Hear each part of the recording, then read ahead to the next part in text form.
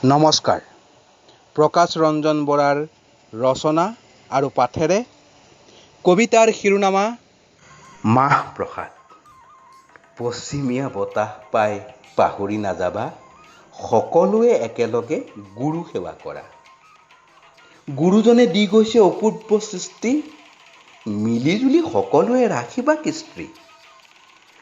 শংকৰদেৱৰ সৃষ্টি হেনো অমীয়া মাহ প্ৰসাদ, আধ্যাত্মিকতাৰ মাজতো পাবা বিজ্ঞানৰ সোৱাদ।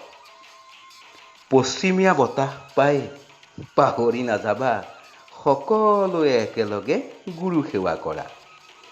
বুট মগুৱে দিব হেনো প্ৰজনন শক্তি যোগাই, পকা কলে দিব হেনো চকুৰ দৃষ্টি বঢ়াই, নাৰিকলে দিব যে শৰীৰৰ শক্তি বঢ়াই, কুঁহিয়াৰে পাচাব দিব পৰিষ্কাৰ কৰাই। পশ্চিমীয়া বতাহ পাই পাহৰি নাযাবা, সকলোৱে একেলগে গুৰু সেৱা কৰা।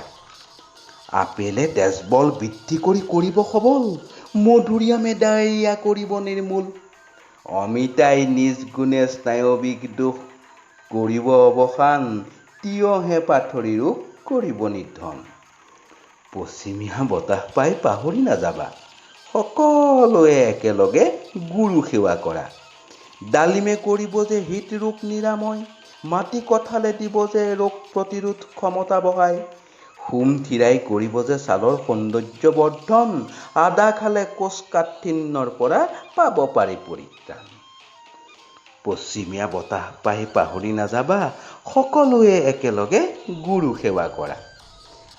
আৰৈ চাউলে গেছ ভাৱ কৰিব নিঃশেষ, নিমখে প্ৰসাদ ভাগ কৰিব সুস্বাদু, ৰবাব টেঙাই শৰীৰত ভিটামিন এ ধৰিব যোগান, বগৰীয়ে দেহত ভিটামিন চিৰ নকৰে অৱসান।